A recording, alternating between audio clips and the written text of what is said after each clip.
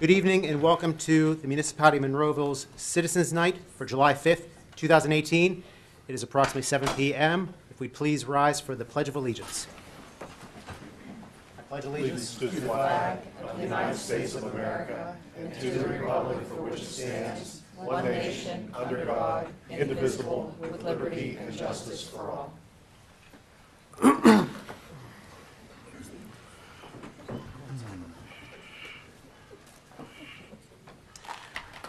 We have a very special evening. This evening, we are going to be swearing in 2 new police officers to join our force. Actually, if we look at the agenda, Council, we're going to actually move this portion up to where we are right now. We have Chief Cole here. If you could please get us started. Thanks, Mayor. It's not which way I should be facing here. Good. Joe, is that going to help? No, maybe not. No, it didn't. That's good right there. Okay. Don't move. There you go, Chief. You're good. First of all, on behalf of the Monroeville Police Department, we're grateful that council has been able to fund officer positions, and we're with the hiring of these 2 officers, we're going to get up to 45 officers, including the chief. So that's very good. The first officer here this evening is Greg Hoon. He's 30 years of age, graduated, and we'll of course show them when they come up to be sworn in by you, Mayor. Graduated from Gateway High School June of 2006. Graduated from the University of Pittsburgh with a bachelor's degree in criminal justice April of 2011. And he graduated from the Police Academy in May of 2013. His police experience, he started part-time, and again, being a Gateway grad, he's a Monroeville-raised individual. He worked in Pitcairn part-time between December 13 and February of 14. Then he went full-time to the University of Pittsburgh Police Department, where he was there from February of 14 to just March of 14. I guess he had a better offer, which obviously he did, and he went to the City of Pittsburgh Police Department, where he was on the police department in the city from March of 2014 until June of 2018.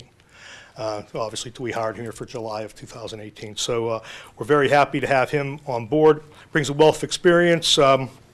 Told me he was on the Hill District in Zone 2 most of his career, so he had 4 or 5 years with the city. So again, it's nice to get officers that have pre-experience, of which both these officers qualify for. Second officer we're hiring is Justin Reed. He's 28 years of age. He graduated from Salzburg Senior High in June of 2018. Graduated from Penn State University with a bachelor's in May of 2013. His law enforcement degree also. And he graduated from the Police Academy in November of 2015. His police experience was with Vandergrift Borough, February of 16 to June of 17. Freeport Borough, March of 2016 to May of 2016. And then he was with a full-time department, Indiana University of PA Police Department from April to June, or April of 2016 to June of 2017. And finally, we hired him off Indiana Borough PD, where he was a municipal police officer from June of 17 for approximately 1 year until we hired him here to June of 18. So again, both officers come with experience. We're glad to have them on board. Without further ado, will you please swear him in? Thank you. Oh, by the way, I guess Councilman Johns isn't in here yet, but we really appreciate the fact that the municipality held the fireworks off to celebrate them being hired till tonight. Yes. So that's all going to be a good thing. That's how that works. And just so everyone knows that the fireworks are at 9:45 tonight, just down at the mall. Okay, I'm sure they'll be said many times after. Absolutely. Thanks. Thank you, Chief. Gentlemen, raise your right hand. I state your name. I, Greg Kuhn, Craig Justin Reed. Do solemnly swear to defend the Constitution of the United States do swear to defend the Constitution of the United States Do swear to defend the Constitution of the United States. Very good. And the Commonwealth of Pennsylvania, and the Commonwealth of Pennsylvania, the laws and ordinances the laws and ordinances of the Municipality of Monroeville, of the Municipality of Monroeville, and faithfully discharge and faithfully discharge the duties of a police officer the duties of a police officer of the Municipality of Monroeville. of the Municipality of Monroeville. So help me God. So help me God. Congratulations. Thank you.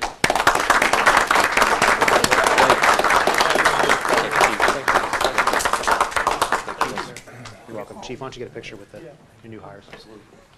Where do you want, Joe? Each side. Right here? Oh, they're gonna get you in the back. There we go. Looks duty. We're planning.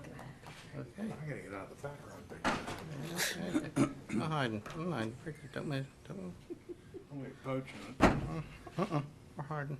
He's a camera hound. We're good? Good. Family want to eat real quick? We're good? Thank you. JB, you'll make sure the families get copies of that photo Thanks, you guys. just took? Good luck. Yeah, no problem. All family members, come on.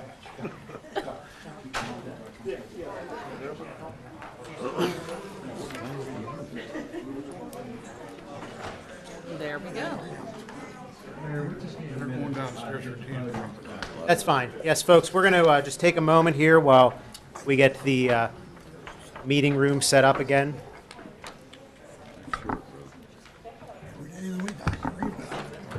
And all of council is in attendance other than Mr. Wilson and Mr. Johns. They're running up to 10 this evening. This goes here, that goes over there, that one goes over there. Okay. Here, 1 second.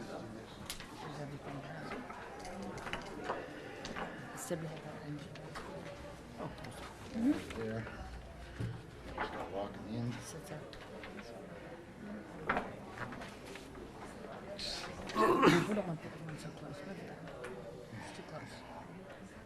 Watch your fingers there. That sign towards us or is it towards them? One towards them. Okay. They have to together.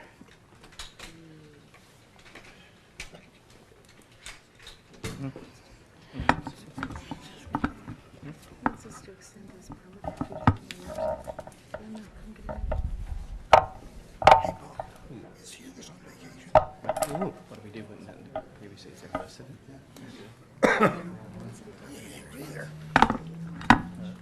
Hey, talk to him. Whatever the press is. Okay, folks, we're going to get started. We're going to start with our Citizens Night portion of the meeting. If anyone is signed in, they could approach now, or the sign-in sheet is open.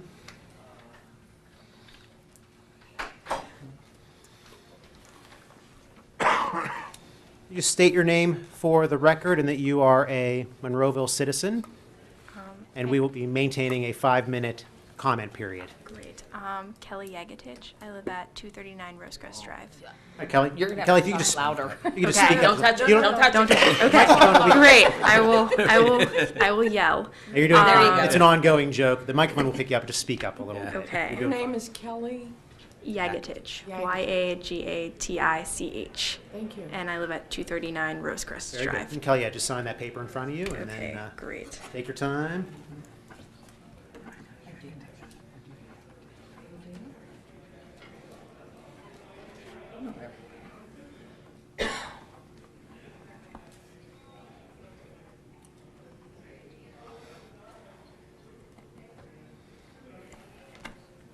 Welcome. Okay. Hi, everyone. This is my first time ever speaking at one of these meetings, so I'm a little bit rusty on what to say and how to do it. But I guess I should probably introduce myself since this is my first time speaking. I'm a lifelong resident of Monroeville. I am a 2014 graduate from Gateway. I'm a 2018 graduate from the University of Pittsburgh, and I'm currently an outreach coordinator with an environmental nonprofit, Clean Air Council.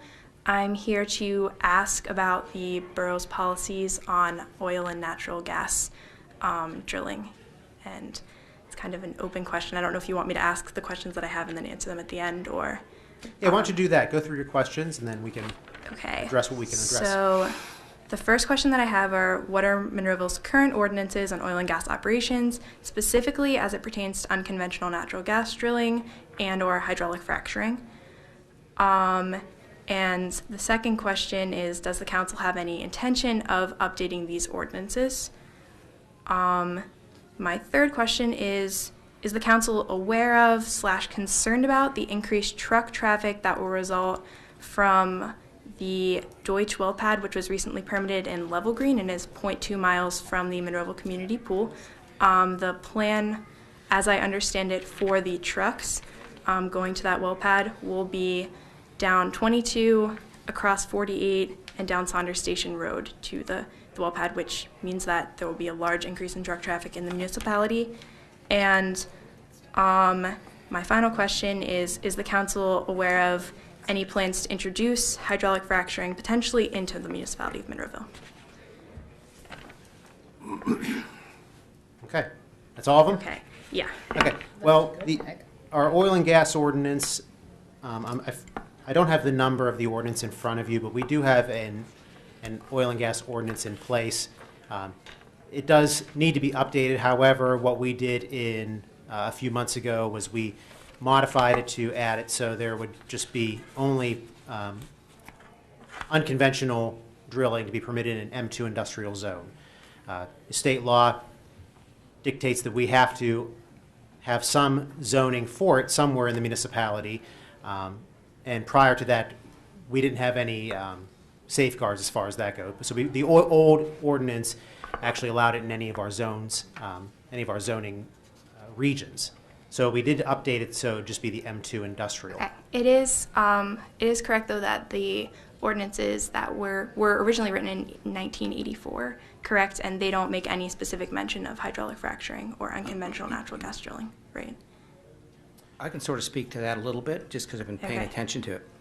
The concept of hydraulic fracking, pardon me, excuse me, is actually pretty old, too. It's actually been since commercial oil well drilling. So in the context of what we have today, it's really not that different in that pace. So you can have some consideration that it already covers that piece. I mean, fracking actually started in Pennsylvania. The idea of In dropping 2004. explosive devices, well, no, prior to that, dropping explosive devices into the oil wells and fracturing them and then injecting with water. Been around for a long time. So in the context of what we have right now, it's just a drilling ordinance. Okay. Okay, does that help? Yeah. Okay. Yes, and that ordinance was the 1984 one. There was an update in 2008 for it. Okay. And we can provide that to you. If you leave your contact information there, we can give you the 1984 ordinance and the 2008 ordinance. Yeah, And it then should be online. Tim, isn't it online with the rest of the list of the ordinances? Yeah, it's also online from the Monroeville website. Okay. Okay, too, so it's also available. Should be. And then as far as truck traffic, because of the well pads in Level Green or outside of our community, I'm not sure exactly what we could do about that as far as controlling that. Is Saunders Station a state road? County. It's county road. We're helpless. Mr. Little? No, I was just going to say that we could bond the roads. If you understand the concept of bonding is that an entity puts up a bond for, let's say, $1 million, and if they damage the road, then we can, what's called, call down on the bond in order to get the road fixed. That's the short and simple answer of it. We can direct where the truck traffic goes in accordance with the condition of the roads. For instance, a shorter route, this was talked about 2 years ago, a shorter route would be through Abers Creek Road. Now, going through Abers Creek Road with large trucks like that wouldn't be practical. So we could direct them to go on a road that would be more suitable. I'm of the understanding that you cannot stop it, but you can bond the road. And as Mr. Harvey said, if it's a county or a state road, we don't have any jurisdiction over that. One of the biggest, most effective laws you have on road control, of course, is weight. And to limit the weight on that road, maybe below what these trucks weigh, you would have to do a traffic and engineering study and show that the weight of that truck would continue to damage the road. I think that's already been done. All the way back in my career when I was a police officer, when we did truck traffic enforcement, the county did a engineering and traffic study on Saunders Station Road, and there was nothing to limit the legal weight of a truck, legal weight of a truck, which is up to 80,000 pounds. Mr. Mayor, may I? Yes.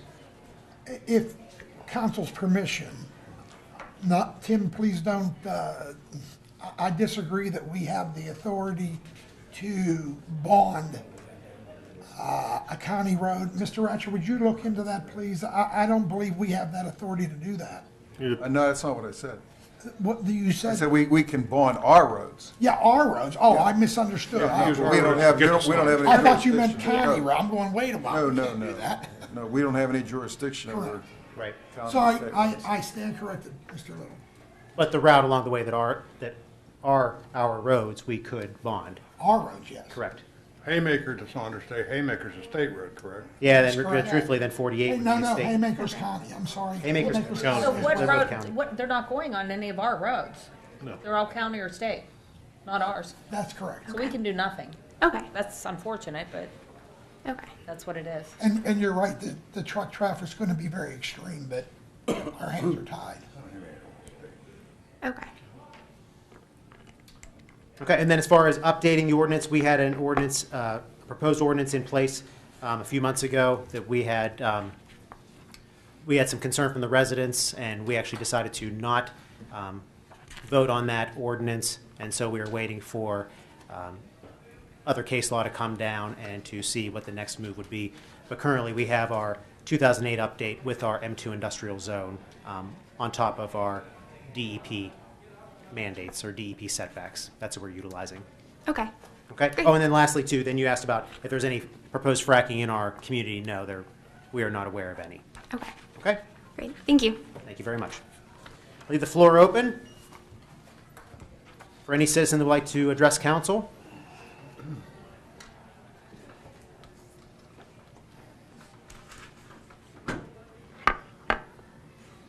You can sign in and state your name for the record, please. Hi, everybody. Happy belated 4th of July. Same to you. Thank you. Let's Thank hope you. the fireworks don't get rained out tonight. Amen to that. So Mr. Johns is at the moment, Yeah. getting his hair out. So I had a question relating to an issue that Ms. Yagatich just brought up, and that's about truck traffic. I know that, I just learned this minute that we don't have any jurisdiction, it sounds like, over county roads, And state road. State. And state. state roads, which are all the roads. I just learned that the residual waste trucks, the sandbox trucks, the other infrastructure trucks related to fracking will be traveling on. But the question I do have is, do we have an emergency response plan in place should there be, for example, a spill? So there are very large tractor trailers. There will be hundreds of them daily. Some of you may have seen them already. They're all over the place, actually. They're on the Parkway. I personally have to admit I didn't used to really like trucks, but I've been watching trucks recently because they've just been attracting my attention. Because there's lots of trucks on our roads, especially at that second busiest intersection in the state of 48 and 22, where these related to fracking infrastructure trucks are passing now in real time. And these brine trucks are not the kind of salt that are supposed to be put on roads. Correct. In the newspaper, we've been reading that they've been using this toxic product on the roads, but it's not supposed to be on the road. So if there is, for example, and we should never wish any of this on any of us, but if there were a spill, for example, at the corner of 48 and 22 in Monroeville or on Haymaker. That's our worst-case scenario, by the way, in planning, but go ahead, yeah. Well, but and again, I've never really been into fire trucks or emergency response Maybe I or can help police you or out any of a this. little But bit. Municipality has to have an emergency management plan. And so, Mr. Poach Yes. can explain. is They'll that- explain it. I'm interested specifically in toxic Yes, ma'am. waste cleanup. So, Yes, ma'am, yeah, we do. go ahead. So, a couple of things that are out there, particularly to the well pads that are close in that Penn Township piece that we talked about too. Well, right now, for example, the Midas pad is active, Right, 6 that miles you were- north of where we're That standing. way north. So, part of those, the material is supposed to be listed in the material safety, well, it used to be called material safety data sheets, safety data sheets Wait, now. stop right there for a minute. Is it? I haven't looked at it yet, to be honest with you, too. So, there is information to be available. At the 1,000-foot level, okay, irrespective of what the hazardous materials is in the fire service and the emergency management plan, as well as law enforcement here in Monroeville, we have always considered any hazardous materials transport route as one of our top hazard vulnerability assessments for a problem. So when we do a regular assessment that's 3-year basis, don't hold me to that one, but we do file with the county and with the state from emergency management, we list that as a high hazard. So hazardous material is. So much so, hazardous materials response is actually funded, by and large, from elements via the counties, from our local LEPCs, local emergency planning committees. Okay, it's a state-funded piece that has that. We've always exceeded that capability with a first response capability for hazardous material spills and response in the fire department.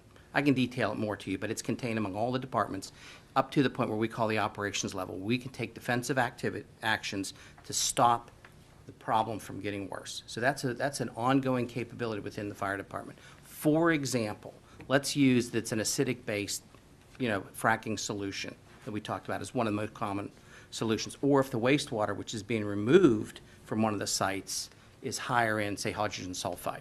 Okay. Number one, every heavy fire apparatus in this town can test for hydrogen sulfide vapors. Interestingly enough, it's a post-9/11 problem in our 4 gas meters. We have them in place too. So that's something we can look at. So it's not something that's been missed or we haven't looked at a hazardous materials transportation response. It's the same. 48 is a huge designated DOT hazardous materials transport route. The parkway is, the turnpike, the parkway, Route 48 as well. There are numerous hazardous materials that are filed and kept on account of the state and informed to us for hazardous materials without the community. It's required under the LEPC portion of the Act. So hazardous materials has been enough of a problem and a concern all of my career, all of Ron's career, Bob's, concerning Monroe. We've always taken that as a consideration. Is that part of the stormwater management plan, MS4? And, apples and oranges, always containment of the problem. But good question. Okay. You understand why I'm asking? Yes, ma'am, I do. Containment. So, like, if something were to spill, one of the we've had actually in my career, we've actually had a spill head towards Avers Creek that we were involved with that we helped contain until the contractor company came up to clean it back up, contained it, to keep it from getting into the waterway. The same thing on Route 22, we've had that, Route 48. Those are things I've personally been involved with. One of the prime things in the defensive operations, is what it's termed, operations level response, is to contain the spill and keep it from waterways, storm sewers, and a number of lists. I'm giving you a short version of like a 40-hour course. We try to contain it it all the big all guys the time. get here. Right. The companies that are made to clean that stuff up. Right. We had an 8,000-gallon Sunoco tanker truck overturned on 286. Good one. That was a good one. And that was, what year was that? well, it was a while ago, but 1992, Bob? Sounds Around like- there. Around there, about 1992, the turnover as well. I mean, it went everywhere. I mean, you can imagine 8,000 gallons of gas, so. It's not easy, and you have to call in people that are bigger. We're just the first, as Eric said, we're the first responders, and the county comes, the state comes, the cleanup companies come. At the expense, under, this is a DOT regulation. company. Of the carrier, the consignee, and/or the receiver of the hazardous material. That's in place too. So I can assure you that Sunoco came in here and reimbursed Monroeville of all its expenses. yeah, that's part of it too. Okay, thank It's you. wonderful the fire departments have all that capability, and we have such great volunteer fire departments, I think. Yeah, and it's a capability that we've had, that we've recognized early on in the career that most folks don't normally have. That's not patting ourselves in the back, but we recognize it as a high hazard, and this plugs it in too. Actually, we get Public Works involved. We do too, They have to also, bring yes. truckloads of sand or whatever. Well, and would Monroeville be assisting, okay, I have another question, but that's about other communities. Okay, so I'm gonna I'll be let happy that- to give you the brief of that Okay. plan. It's pretty The, extensive. the other question I have is, we were just looking at the MS4 plan, the draft that was proposed about a year ago at this time, and wondering if there was a public hearing announced for that. Not yet. I It was gonna report And on. what minutes were those in? Because we couldn't find them. We didn't remember. We remembered that a lot of us were here last year at that time, but we couldn't, 16. 2016? Is when we had the original. I thought the Mr. Little, is that draft, correct? Didn't we have it in 16? Correct. Yes. And then Yes, we'll be correct. having another one later in this year, and okay. it will be. Well, it was a now little come bit, to well, it us. might have been about a year and a half ago. It was a little bit, it wasn't exactly 2 years, about a year and a half ago. Okay, so I'm confused, because in the MS4 that we saw that was put out in June of last year, it said as part of that plan, it would include a public hearing. No, I That's gonna think, happen I think what you're talking about, Oh, Alyssa, is you're talking about what's called the PR, what was the MPDS permit? There was, Permit. Wait, talk in English. It was the, Did you hear how many initials he No, used? wait a minute, 'cause you don't talk in our English sometimes. Okay, I'm trying. I know. all right, I'm I'll really slow- I'll- trying. Much better. National Pollution Elimination Discharge System, MPD. Wait, say that, I'm sorry, I was looking that National way. Pollution Discharge Elimination System. National Pollution Discharge Just Elimination. NPD. And I Elimination I system. get it, the alphabet soup you talk about, and every industry and profession has their own lingo. Okay, so you had a national pollution, whatever the rest of it is, In September of last year, For a there was a permit. public Permit, hearing. public hearing. in September of 17? Correct. Yes. Well, When no, it was- was in August, and then was When fall. was it announced? Was I sitting here? It was on the agenda. I would bet you would have been. We couldn't find advertised. it on the agenda or advertised, so I would appreciate if we could see that advertisement. it was for the permit only. It was only for a permit, A Yeah. permit, which was to give us a 5-year permit to work on the stormwater management. I mean, it's a 5-year permit. We were, that it's wasn't for a mandated. public hearing. No, that was just, there will be a public hearing on the MS4 later this year, and it will There be were- advertised and announced. Okay, so And the from what permit I, was a part of the MS4 program, but it's part of not it. the whole thing. from what I read in the MS4, and I didn't study it, but I looked over it, for the MS4, even before anything happens, it seemed to me in that document that there needed to be a public hearing. There So will be. there's going to be. Before that was just- any other stuff? Yeah, that was just a permit for the overall. Okay, so, It's so only a a tiny little public piece. hearing, you're saying Will announcement be is coming up? announced, and it'll be very Step by soon. step. So Had you to can get our- actually proceed, that's what. We had to get our it permit. boils down to. You need a permit first, okay. Yes. First, and there was no sense in proceeding with our MS4 plan until we got the permit. Correct. So the permit, we had the hearing, the permit came. You It wasn't had a hearing. the I don't know hearing, that it was a I hearing.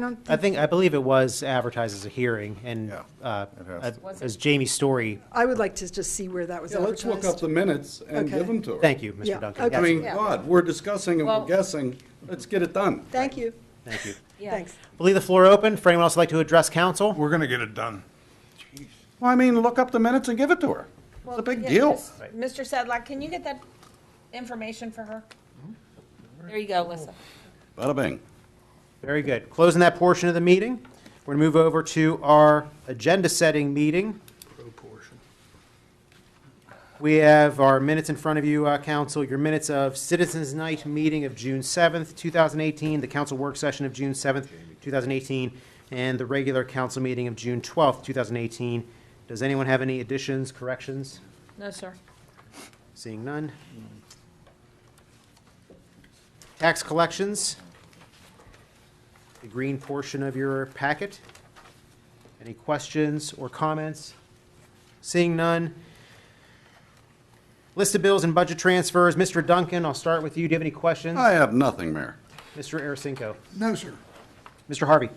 The only thing I wanted to say was on page 54 of the bills, you'll see three expenses all billed to number 5 fire company, but that was really the 3 ladder trucks yearly testing, and they just invoiced us. So, but that's 3 different vehicles that they did the yearly ladder test on. Very good. Any other comments or questions? That's all. Good. Mr. Poach? No, sir. Mrs. Gatos? Nothing, sir. And our payroll report. Any questions or comments, council? No, sir. No, sir. Moving over to our consent agenda, we have some new business. And that is, Mr. Wielden, are you handling that this evening? The new business by chance? I can. That is like- the Manjunthon Shergar Udipi Inn. You did very good, Mayor. Wow. Awesome. Wow. Thank you. Very. You I was practiced. elected for something. You practiced. So, Mr. Wielden, I believe this is just a reboot of what we have already approved in the past. Is that correct? Correct. Yes, there's a hotel that was approved down by the concrete plant. Construction hasn't started yet. Their permit, their approval to start construction has expired, or is going to expire, so they're asking for an additional time until they can get their finances in place to start construction. Mr. Mayor, may I? Yes, Councilman. Paul, how long is it? It's been around about 2 or 3 years, maybe longer. Am I not correct? They've gotten at least one extension prior to this. Well, I mean, do you have an idea how many years this has been on hold? Ballpark? 3 or 4 maybe? 13-7, so it would have to have been in 2013. Yeah, so So that's at least 5 5 years? Yeah. already? And they want more? So is 5-year the typical when it expires, or what, or is it? after they get council approval, they have 1 year to start, 2 years to finish. They haven't even started anything. Whoa, okay. I would not be in favor of extending this. I think they should reapply the whole project. I'm in agreement. It's just been too long. And that's something that we could, discuss on Tuesday further. But Mr. Wielden, was there any changes to the application from the previous time? None. Would there be anything as far as Monroeville ordinances, resolution, anything that would have changed in the meantime that? Some of the stormwater ordinance may have been tweaked a little bit, but they would have had a stormwater approval with their original approval. But would they have to update?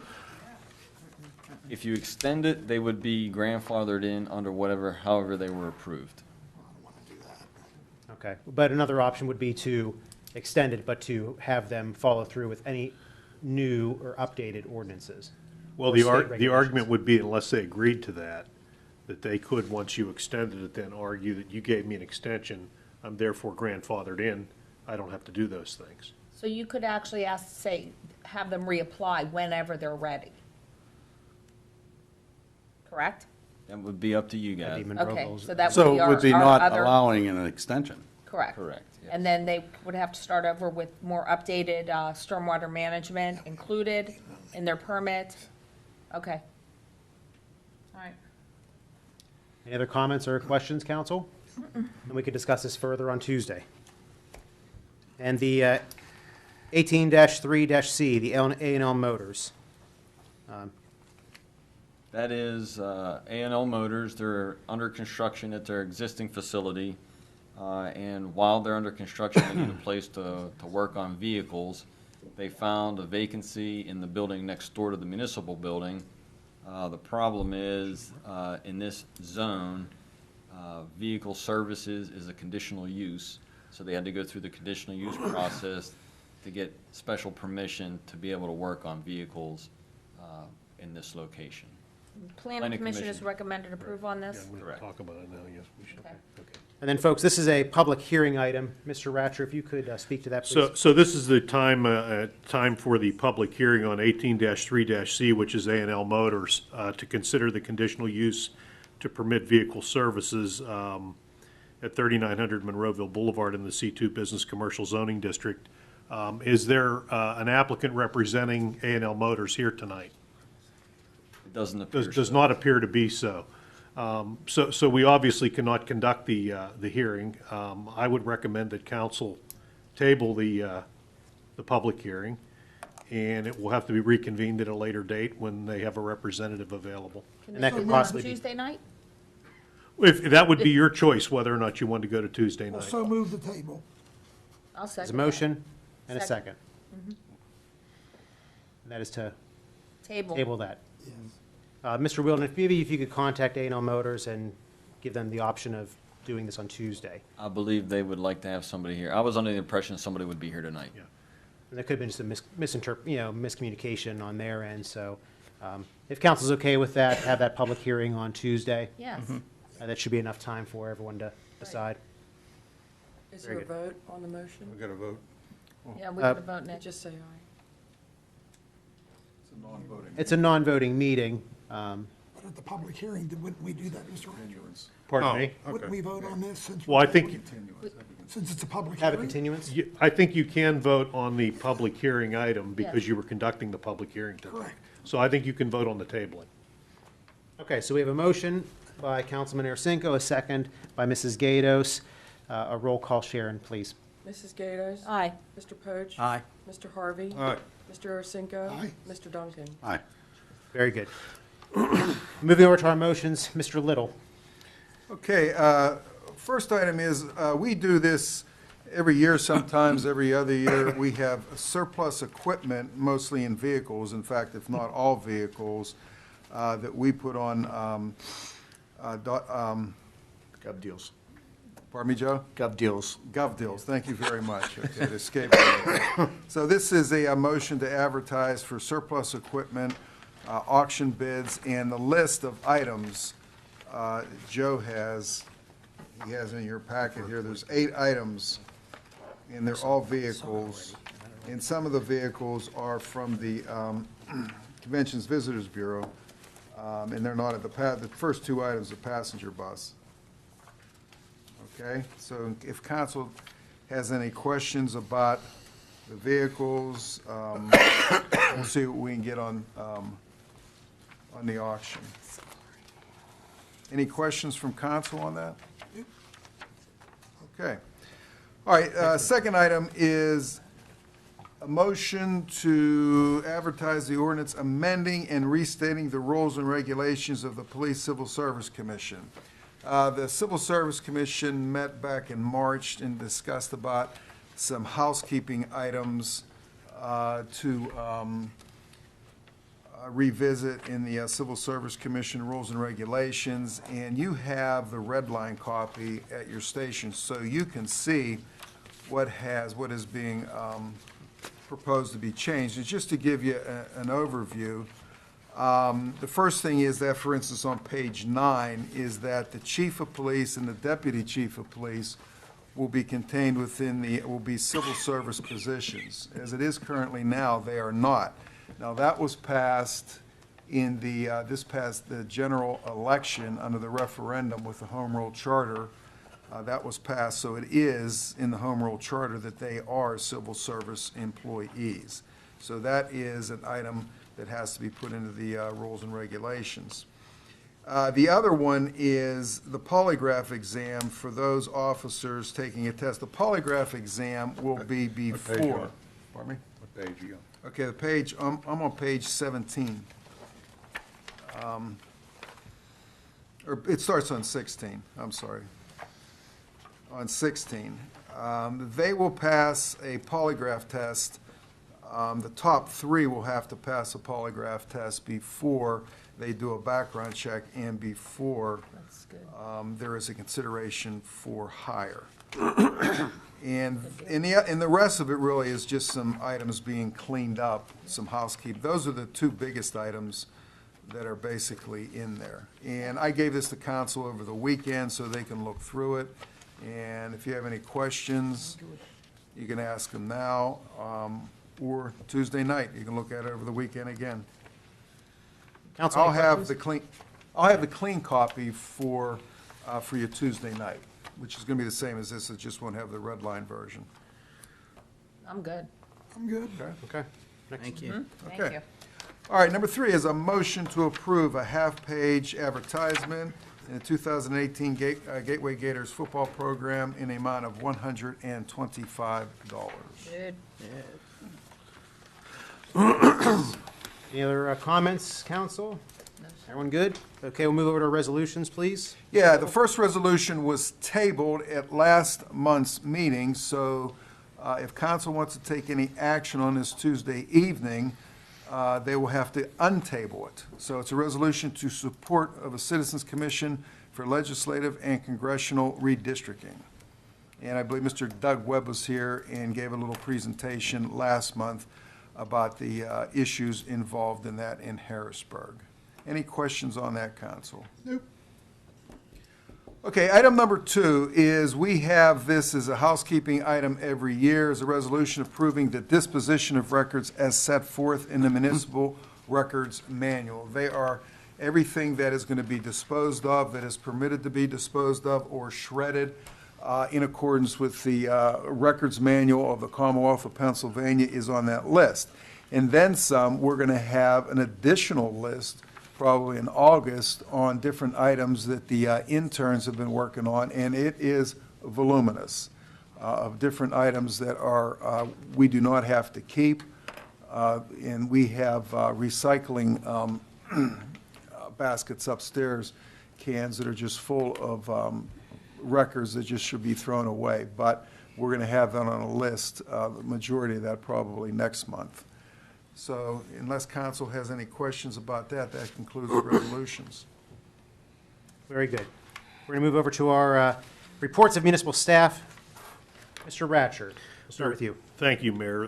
There are actually two items I have for you tonight. The first one is, we had an employee file an EEOC complaint, and the municipality participated in the, essentially what was a discussion to try to resolve the complaint. We've reached a settlement, and I would like to have council put on the agenda for Tuesday night a motion to approve the settlement. We will make the settlement available to everybody, the documents, so they can see it, and take action on it Tuesday night. So this is just simply to add it onto the agenda. Motion to approve that. Everyone's okay with that? Yeah. Okay, we'll put on the agenda for Tuesday. Tim? The second thing is, in the back of your packet, there is a letter from the Tri-Cog Land Bank, and I think it's the next to the last page.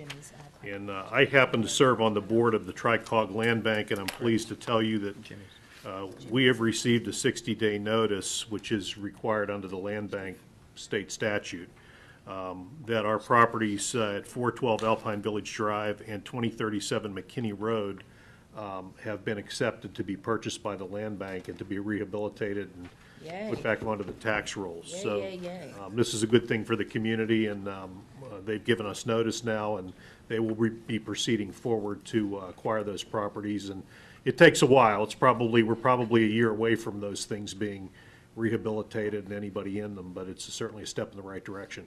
Very good, absolutely. And that's all I have. Thank you. Okay, thank you. Mr. Little? Okay, the first thing, first and foremost, as most people know, our fireworks were postponed until tonight. And our fireworks are scheduled, Mother Nature permitting, at 9:45 this evening at the same spot down at the mall. Hopefully, they will go off. That's the first announcement. Second one is the Monroeville Foundation in Forbes. Forbes will celebrate its 40th anniversary with a community day on July 28th at the community park. Also, the Monroeville Jazz Festival will be August 18th at the community Tall Trees Amphitheater. Also, the Rivertown Rhythm and Brews concert will be August 4th up at the community park. And the Monroeville Foundation will conduct its third annual golf outing on September 14th at Meadowwink Golf Course. I also have, I gave to council last night, is just as a preface in this era of negativity with respect to police departments all over the country, it's always nice to get a letter of saying something very good about a police department, which is ours. And this is a letter that was sent to Chief on Officer Morasti, and it's dated June 9th, I believe. I just want to read this. He says, "Dear Officer Morasti, we wanted to send you a sincere thank you for all your help on Saturday, June 9th at the Monroeville Mall. These people were out of town, by the way. I had my wallet stolen, and you came to the rescue. You went way beyond the call of duty, and your compassion and kindness for us was so greatly appreciated. It was very scary to be so far from home and to suddenly have no identification, no cash, no credit debit cards. You did everything you could possibly do to help us in this desperate situation. And then you hand-delivered my recovered wallet with all the cards and IDs and etc. to our hotel. Wow, what a huge relief. We slept better that night with that in our hands. My dad was a police officer, so I grew up with all that goes with that territory. He was a compassionate officer and helped many people. I know he was looking down from heaven smiling that a fellow police officer was helping his daughter. I had many conversations with my dad and his co-workers regarding the current state of being a police officer today. You are a stellar example of the honor it means to wear the badge. Thank you so much. I can only try to pay forward your kindness and share my story with others. Sadly, so many just know what you read in the news. But like I always say, who do they call when they're in trouble? Yes, it's officers like yourself, and you are such a great asset to our society. You are certainly a savior to us. Wishing you the blessings. Karen and Reed Ferguson from Sarasota, Florida. And that concludes my report. Very nice. Very Thank you, nice. Mr. Little.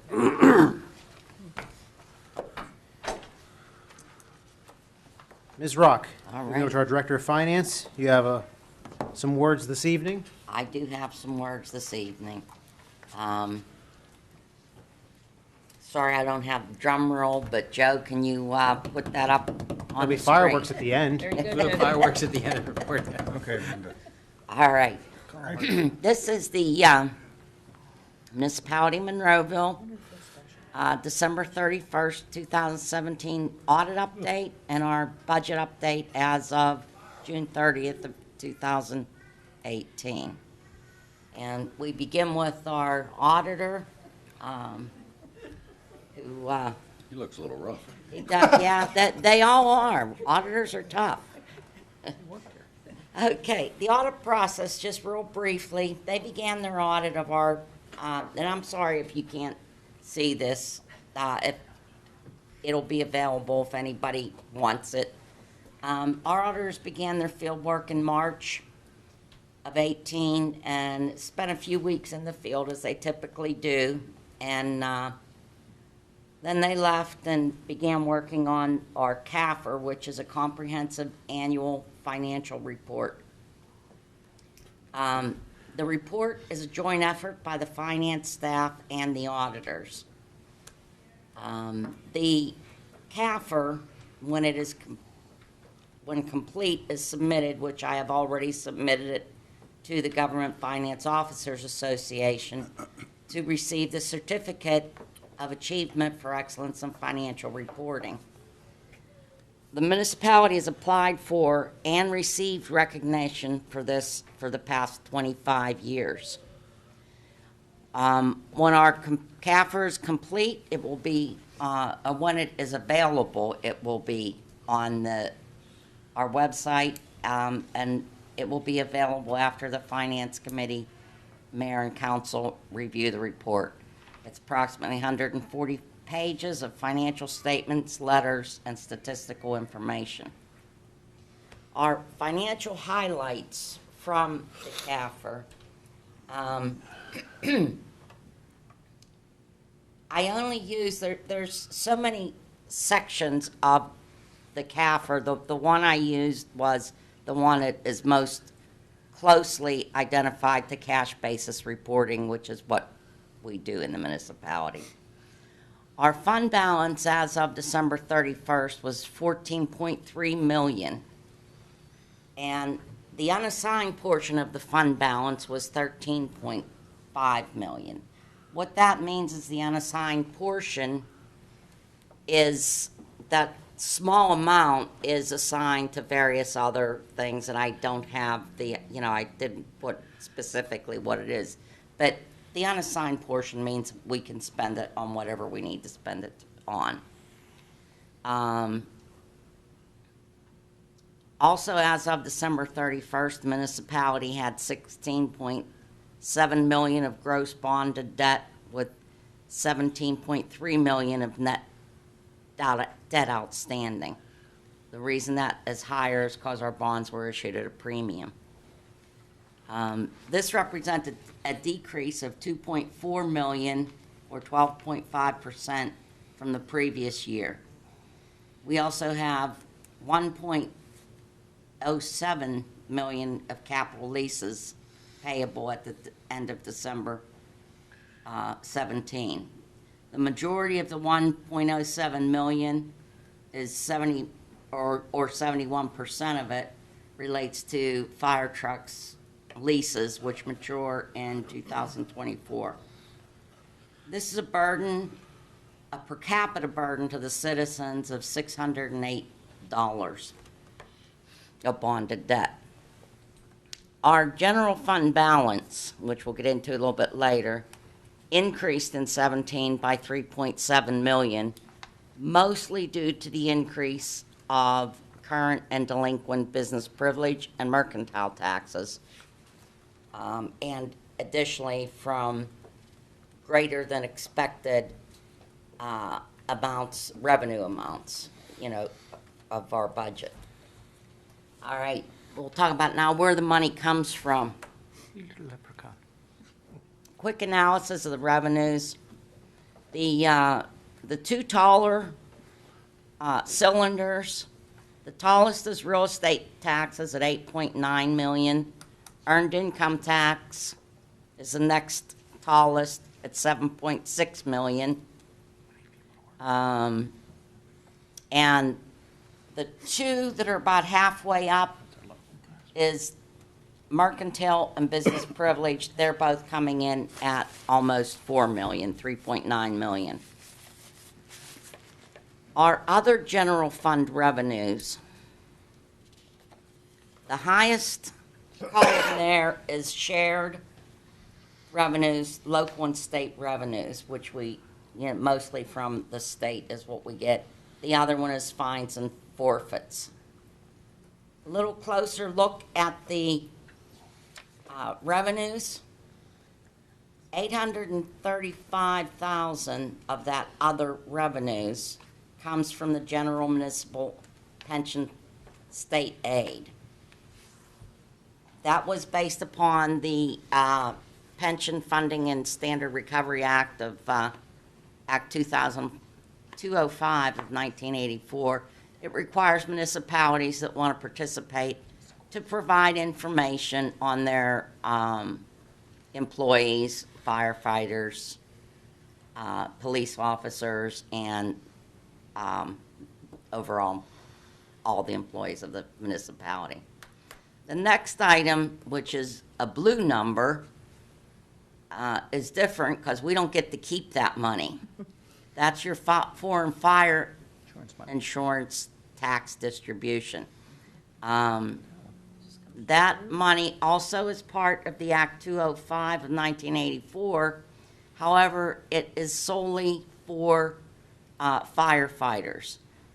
The money, the state gets the money from a tax, that 2% tax on foreign insurance premiums. It means if they're not, if the insurance company is not within Pennsylvania. And then that is distributed to the participating municipalities. And when we get that 179,823, it varies every year, that immediately has to have a check issued to the volunteer fire companies. The last item I wanted to point out is we have a Marcellus Shale impact fee distribution of 11 million that we do get to keep.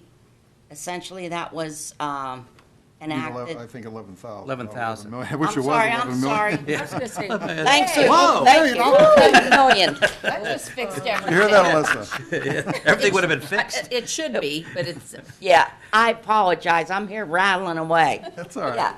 Go ahead. Okay, so we get 11,000 approximately every year. And that is from the Pennsylvania Public Utility Commission.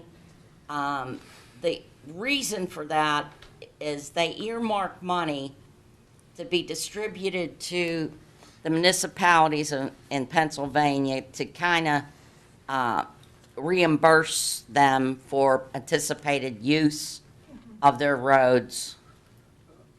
As we heard earlier, trucks will possibly be going on our roads. This is money that we get from the state to help offset anything that we would have. All right, then a little bit closer look at the impact of our tax collector audits. Hopefully you'll be able to see that, but I'm going to again read it to you. Back in 2014, our current business tax was 5.7 million, delinquent business tax 265,000. During 15 and 16, we implemented tax audits through our tax department. And the current business tax went from 5.7 to 6.2 million, 6.6 million, and in 17 it's 6.8 million. The delinquent went from 265,000 in 14 to 1 million in 15, another million in 16. 17, it's down a little to a little bit less than $1 million. All right, where does the money go? This is a brief analysis of our expenditures, and what I've broken out is by each department or group of departments. I've given you a per capita and the percentage of the total. So if we want to look a little bit further, I'm going to jump slides here. That's a little bit easier to see. The biggest chunk of that pie is 38% for our police force, and if I can inject an opinion, it's worth every penny. The next biggest area is culture and recreation, and our debt service comes in third at about 12%. So we certainly want to work on that. The smaller we get that, the more we're going to have for everything else. I also pulled some information off the DCED website, which is the Department of Community and Economic Development, where they rank. These numbers are based on the 2016 reporting year.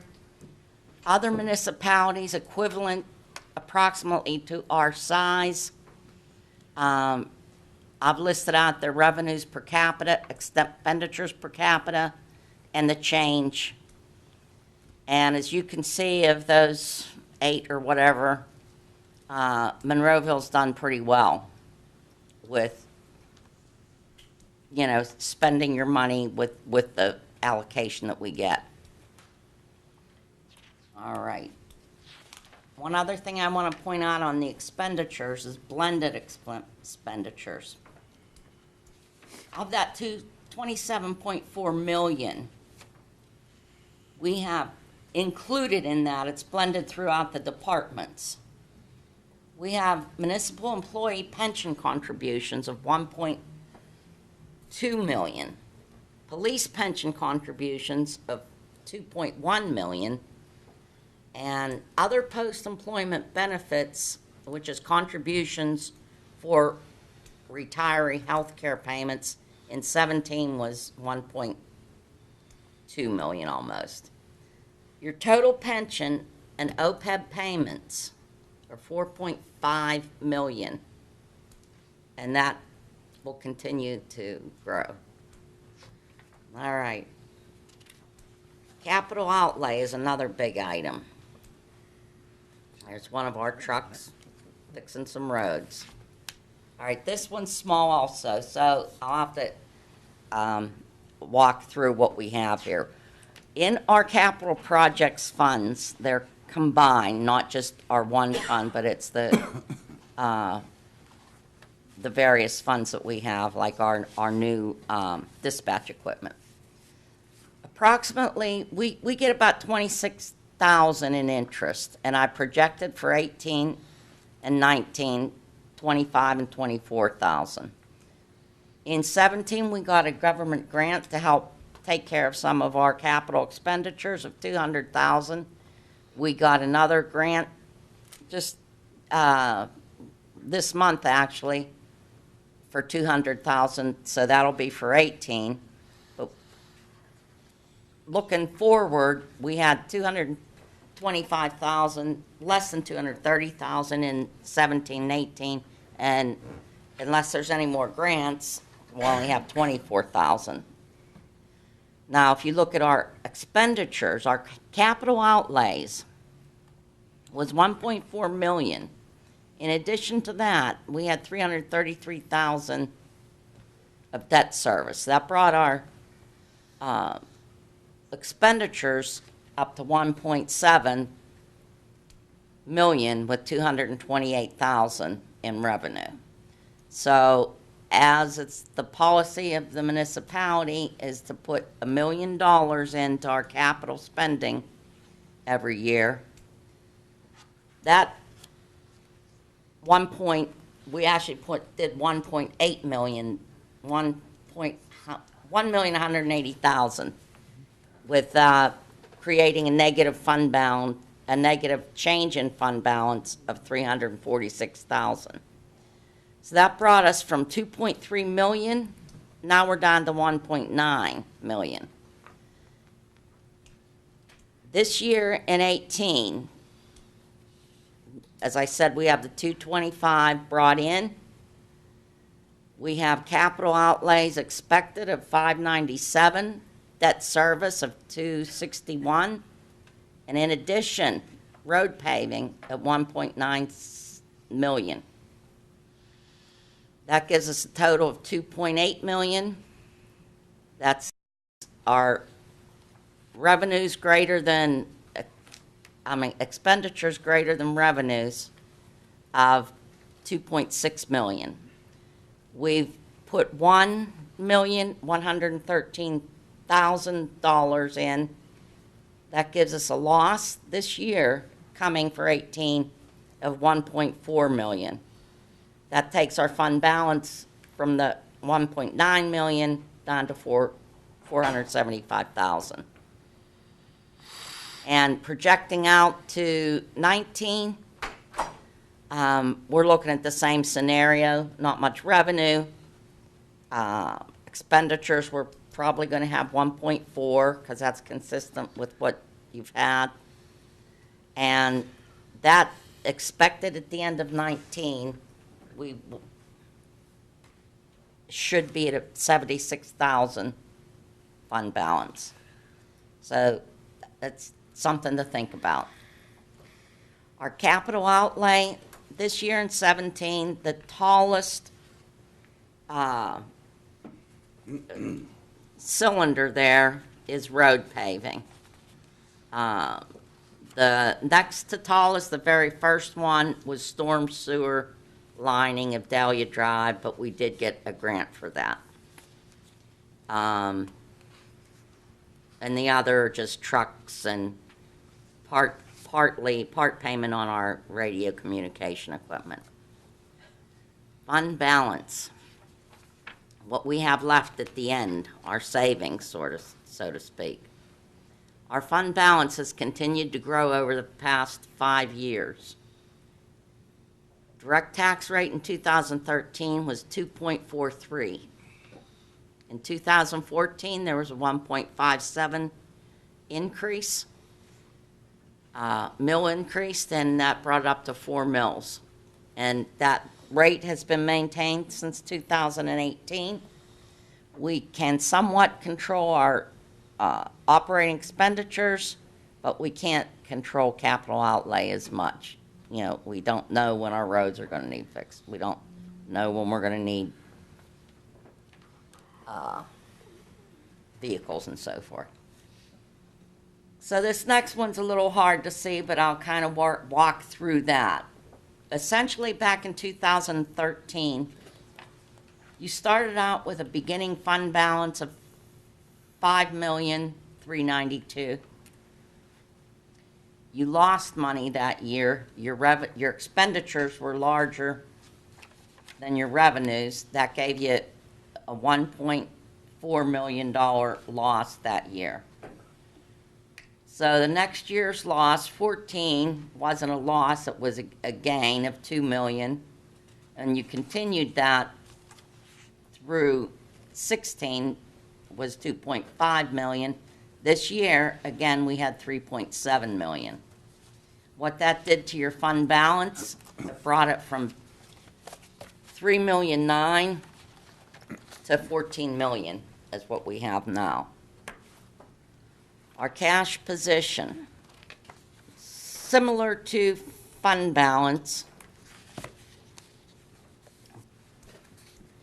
At year end, we had $12 million in spendable cash versus December 31st of 16, we had $10 million. In June, our spendable cash is $17 million, which last year, June 30th of 17, was also $17 million. So we're kind of where we should be. Budget update. debt update.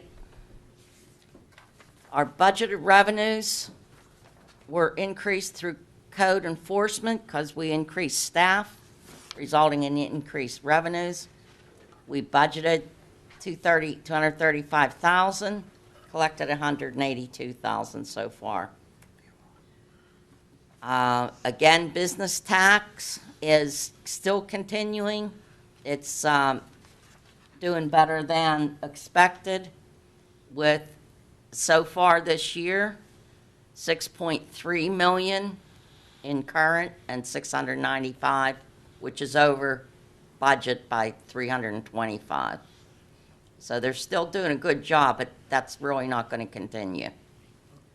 Our budget expenditures. Overall, the municipality, all the departments maintained an average of 50% of their budgets, which is where you should be at this time of year. There were 3 areas that were over budget: tax refunds, insurance, and snow removal. Tax refunds are over budget because we all know and read in the paper that Monroeville Mall was reassessed following a suit by the mall. They were reassessed by the county, and we had to pay them $314,000 that we did not plan on for 18. Insurance is, at this point, is 67.7% of the budget. That's an area we have no control over. Snow removal is 79.4% of their budget at this point, and we should probably be okay with that the rest of the year. Our debt schedule is, if we refunded the 2012 series bonds with the 2017 series. Our current plan is to reduce debt and not incur any more debt. That's just a brief picture of your debt. And actually in 17, we did incur $7.8 million, but we also defeased $7.8 million. So we're actually not doing too bad there. And that's it. Thank you, Mayor. Great job, Any Josie. questions? Any questions for Josie right now? Everybody's eyes are glazed over. How could there be questions? No. Question for you, Josie, is that on the delinquents now, we're only half of the year. Now, I assume there'll be some more, so maybe it'll offset some. We don't know that, but I guess, Right. I assume they're still working. Yeah, they are. I think they are. So we could end up getting more for that also. Yeah, okay. I just wanted to bring that up, that, I think Mr. Fulgerson and the staff is doing a great job. They are doing a good job. Yep. I just wanted to, that has been in our last year's CAFR too, or audit, I should say, that the tax office has done a good job with bringing in more revenue with respect to that. Now, I mean, and Josie and I have sat and talked about this, and I know I've said this to council on numerous occasions, but this year, keep in mind, our fund balance is very healthy right now, but keep in mind, too, we're going to have millions of dollars flowing out because we have a road program to pay for, we have public communications to pay for, which we've only paid $182,000, as was stated in that one graph right there, and the whole project is $1.12 million. So keep that in mind. You're going to have, but that doesn't mean we still have we have a good, healthy fund balance, but we still have some hurdles to overcome, as I've been talking about for the last 2 years with respect to capital items. Okay. Any other questions, council? Josie, great job. Thank you. The community's lucky to have you. Thank you. Council, if I just would, while we're talking about the budget midway, pretty soon Mr.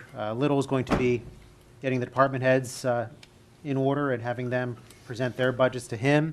I would just, if anyone has any specific questions for either Mr. Little or for the department heads, to start thinking about it and get those questions to Mr. Little. I know sometimes when the department heads actually get here and present their budgets, questions may come up, and sometimes that's, I don't want to say it's too late, but it's hard for them to just answer right on the spot for some questions. So if there's anything you want to like long-term look into for different departments or what the different department heads' budgets line items are, get those questions in order for Mr. Little. Very good. And we'll move over to our report of our council members. Mrs. Gatos, I'll start with you. I'll be very quick. Don't forget about Saturday bingo at the senior center. As always, it's a guaranteed $500 jackpot. And a special big thanks to the 4th of July Committee for all of their hard work, and to Mr. Johns for staying till as late as he possibly could with the firework company for them to make the decision, which is where he is again tonight. So I think we all appreciate all the effort he puts out there. And that's it for now. Very good. Mr. Poach. I'm going to forego anything else for my report until Tuesday to follow up on, but I also wanted to echo what Mrs. Gaddis was saying too regarding Jim's work down with the 4th of July, the parade, but also just, the activities he's undergoing right now and work as well. It's been some difficult decisions for them in difficult times, but they're forging through it. And, Mr. Johns was here earlier to talk to us and give us the update. They're working through the process too, to make sure everything's safe too. So good luck to them. Very good. Mr. Harvey. Just reiterate what the first two people said about Mr. Johns. I know organizing that 4th of July parade, let alone the fireworks, takes a lot of time. I know him and Harold Gutowski, and I don't know the names of the other people on the committee, worked very long and hard to get that all organized, and my congratulations to them. And last but not least is I wanted to report that Representative Markozik did secure an additional $100,000 towards our new public safety radio system. Thank you, Mr. Markosek. It was actually 200,000, Mr. Harvey. I think that's the part that. You said 100. An additional 100. A total of 2. It was an additional 2. An additional 200. 200. A Yeah. total of 300,000. Right, which is what she My mistake. said. So all good news. It's everything's good. As long as we didn't go smaller. If we could only change that 11,000 to 11 million, that would have been better. That would have been, yeah.